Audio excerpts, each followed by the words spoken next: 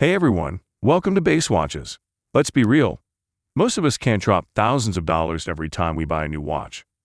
Whether you're just starting your watch collection or looking to build your first 3-watch setup on a budget of around $1,000, there are plenty of great options out there. In today's video, we gathered some of the best automatic watches under $500 that truly deserve your attention, and maybe even a spot in your collection. Nodus, a relatively young American watch brand, has swiftly gained recognition for its commitment to producing quality timepieces with a focus on design and craftsmanship. The case of the Nodus Retrospect II has a diameter of 40.1 millimeters. The lug-to-lug is 48.6 millimeters, and the overall thickness, including the double-domed sapphire crystal, I measured in at 12.9 millimeters. The entire case, back, bezel, crown, and bracelet are all 316 low-carbon stainless steel. The finish of the watch is mostly brushed, but with the addition of polished sides. The Retrospect II has a water resistance rating of 200 meters, thanks to the screw-down caseback and crown. The proportions of the watch are quite large, especially as seeing it's essentially a 40 millimeters diver. This is down to the relatively long lug-to-lug length of just under 49 millimeters. Straight out of the box, the Retrospect II comes fitted as standard with a gorgeous 22 mm stainless steel bracelet. It is one of the best bracelets I've seen on a sub-$500 micro brand. Just everything about it is excellent. Female links for instant articulation, solid links throughout, screw pins for resizing, and a total of 6 micro adjustment holes to ensure that perfect fit. The chosen movement for this Nodus Retrospect II is the very reliable workhorse and micro-brand movement of choice, the NH35 manufactured by Seiko. In conclusion, I want to make it quite clear that the Nodus Retrospect II is a fantastic dive watch, and if you bought one, or intend to buy one in the near future, then congratulations, you've made an excellent choice. Dan Henry, a brand founded by watch enthusiast and collector Dan Henry, has gained recognition for its vintage-inspired timepieces with a focus on affordable luxury. In the box, you get the watch on an OEM Tropic-style strap and a solid canvas and leather 3-watch roll. As far as the watch itself, it measures 40 millimeters across and about 46 millimeters lug-to-lug, with a thickness of just under 15 millimeters and a lug width of 22 millimeters.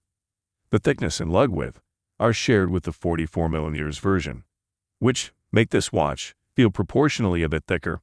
However, the domed mineral glass crystal makes up some of this thickness. Overall, with its short, slightly sloping lugs, the watch hugs the wrist nicely and should fit a variety of wrist sizes. The Tropic-style rubber strap is a little stiff at first, but quite comfortable with a little wear. The dial is a nice matte black with a nicely framed white date window at 3, rectangular vintage lume indices and hands, and an orange chapter ring and seconds hand. Powering the watch is the stalwart Seiko NH35 with its 40-plus hour power reserve, hand winding and hacking. It's an altogether appropriate movement for this watch. Therein lies what is to me the crux of this watch. It's nothing fancy, but it just works. It's a great modern interpretation of a vintage form factor and design language, made to fit a specific, accessible price point. It's a watch designed by a deeply knowledgeable collector who knows exactly how to drive home exactly the right feel. The first thing most will notice when looking at the Bradner is the internal bezel and the distortion of the bezel from the curved sapphire crystal. While not a true supercompressor watch, the internal rotating bezel and dual crowns makes the Bradner a compressor-style dive watch.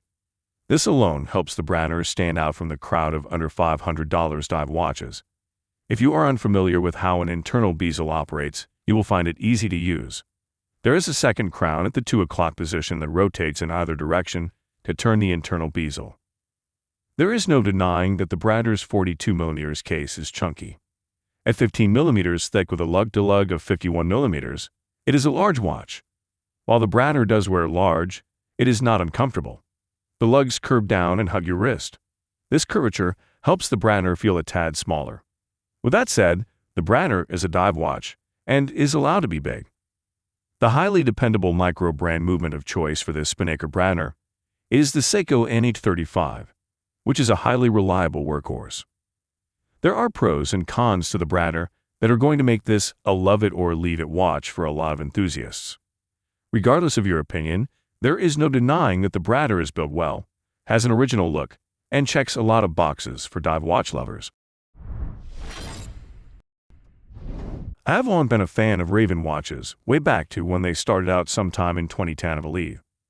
These days, the brand is run solely by Steve Laughlin. For those that are not aware or have just missed it, that name might sound familiar. Steve used to be a part of Benares watches, but Steve now incorporates designs of both Raven and Benares watches into the new lineup, and this Raven Solitude is no different. Keeping things on the smaller side, this model comes in at 40mm by 47mm, a size that should be wearable by most. Think Rolex sub in terms of size. This watch is not a Rolex homage though in any way. Yes, it is a dive watch with somewhat similar hands and markers, but that is where the similarities end. The case shape, bezel, crown, and bracelet are very different and bring their own style to the market.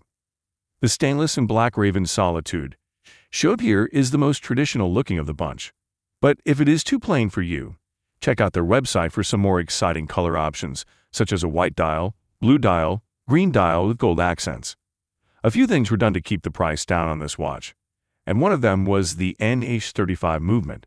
I have discussed this movement ad nauseam, nothing wrong with it at all, though it is much cheaper than higher-end Miyota, Celita, or Ida movements, of course. In conclusion, the Raven Solitude is likely to be a compelling timepiece for enthusiasts who appreciate vintage-inspired design and quality craftsmanship.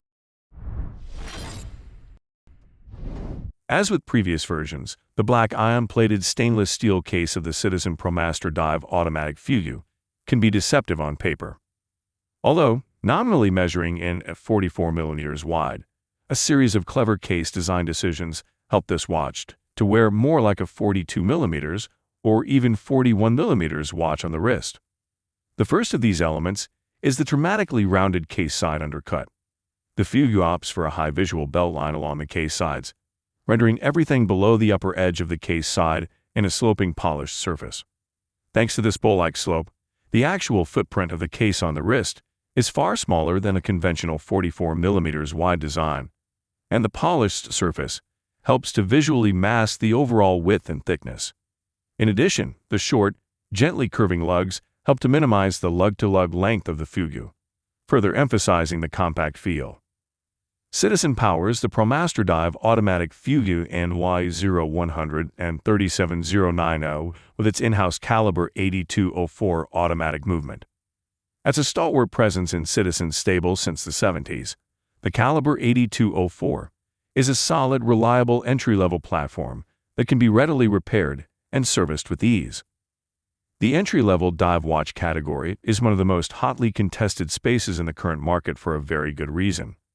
The blend of utility, reliability, and style in this corner of the watch industry is undeniably compelling, and Citizen currently stands as one of the leaders in this competitive race.